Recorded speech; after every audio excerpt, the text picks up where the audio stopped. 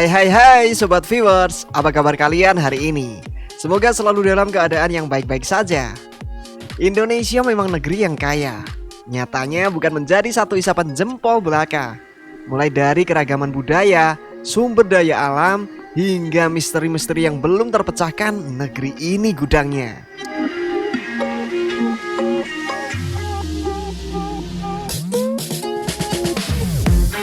Menurut catatan para sejarawan, Candi Borobudur dibangun pada zaman dinasti Syailendra pada tahun kisaran 800-an Masehi.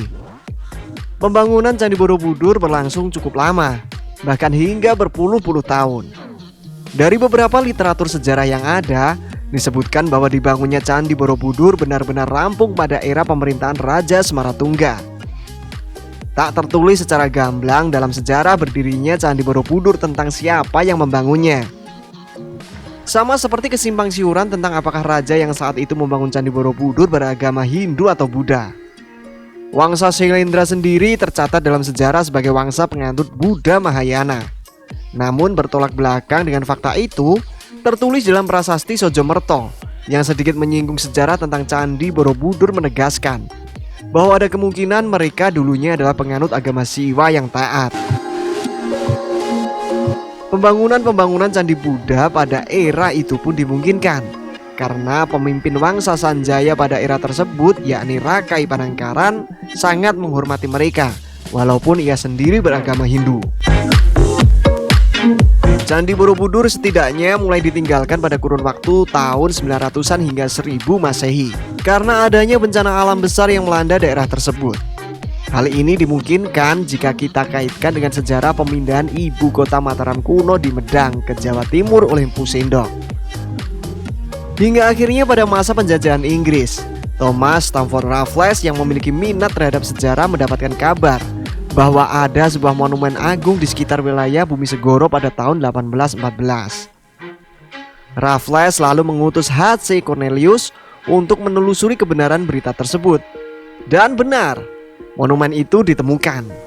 Proses penggalian hingga candi termegah ini dapat terlihat seluruhnya diteruskan oleh Hartman, pejabat pemerintahan Hindia Belanda yang bertugas untuk wilayah Kedu. Dan pada tahun 1835, Candi Borobudur selesai digali kembali. Sejarah singkat Candi Borobudur dalam tahap fase pemugaran pertama dilakukan pada masa tahun 1902 dan 1911. Sejak saat itu terus dilakukan proses pemugaran kecil-kecilan untuk menjaga kelestarian bangunan. Namun, pemugaran itu tak memberikan cukup penjagaan untuk kelangsungan bangunan kuno tersebut. Hingga pada masa Orde Baru, barulah dilakukan pemugaran besar-besaran, sehingga Candi Borobudur bisa kita saksikan berdiri megah seperti saat ini. Nah, selain sejarah singkat yang telah kita bahas tadi, Candi Borobudur juga menyimpan segudang misteri yang sepertinya menarik untuk kita bahas di video kali ini. Eits, tapi tunggu dulu. Seperti biasa, sebelum lanjut nontonnya, mari kita sama-sama bangun channel ini dengan cara klik tombol subscribe dan nyalakan lonceng notifikasinya. Selamat menonton. Misteri patung singa wurung.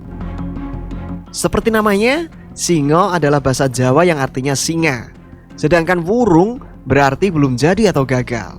So, kalau diterjemahkan dalam bahasa Indonesia, singa wurung berarti singa gagal.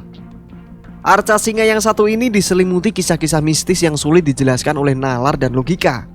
Konon katanya, jika ada pengunjung yang kurang ajar dengan menaiki, mengumpat atau berkata kotor di dekat patung ini, maka si orang tersebut akan mengalami kesialan. Ia akan merasa seperti diikuti oleh seekor singa hingga dihantui dalam mimpi. Bahkan kabarnya, si penunggu patung ini tidak suka didekati oleh sepasang kekasih. Jika ada dua orang laki-laki dan perempuan yang merupakan pasangan mendekati patung ini, maka konon hubungan mereka tidak akan bisa berlangsung hingga ke jenjang pernikahan. Entah benar atau tidaknya kabar ini, ya namanya saja juga mitos. So, pasti nggak bisa dijelaskan dengan logika manusia.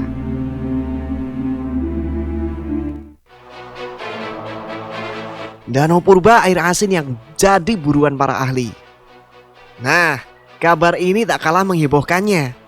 Bahkan saking hebohnya nih, sampai-sampai banyak ahli dari berbagai negara yang coba untuk membuktikan kebenaran tentang adanya danau purba di Borobudur. Menurut cerita, Candi megah ini dibangun di atas bekas danau purba yang berair asin seperti layaknya air di lautan. Konon, seorang mahasiswa doktoral dari Departemen Geografi UGM bernama Helmi Morwanto yang pertama kali menemukan teori ini. Helmi memperkirakan bahwa danau purba itu terbentuk pada zaman Pleistosen dan telah berumur kurang lebih 10.000 tahun. Danau ini mengalami pendangkalan karena aktivitas alam dan adanya intervensi dari manusia pada zaman itu. Teori ini dapat dilihat dari material penutup yang berupa endapan hasil aktivitas vulkanis hingga material penutup lainnya yang mungkin ada karena dipindahkan dari tempat lain oleh bantuan manusia.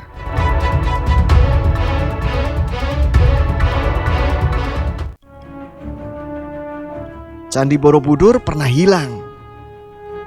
Nah loh, gimana bisa candi sebesar dan semegah ini hilang atau lenyap secara tiba-tiba? Entahlah. Setidaknya kabar itulah yang tersiar pada zaman dahulu kala. Beberapa teori logis yang mungkin bisa menyebabkan hilangnya Candi Borobudur adalah karena adanya bencana letusan Gunung Merapi hingga longsoran tanah yang mungkin bisa saja terjadi.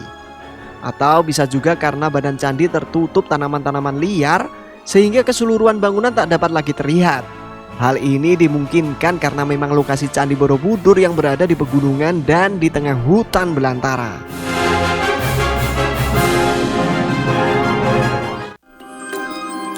Relief tersembunyi. Tahukah kalian bahwa ternyata di Candi Borobudur ada salah satu relief yang tersembunyi? Ya, ini bukan hoax, melainkan satu fakta yang benar-benar terjadi. Relief itu bernama Kamadhatu. Kamadhatu sendiri adalah sebuah relief yang menggambarkan setidaknya 160 relief tentang hukum sebab akibat atau yang disebut dengan karma wibangga.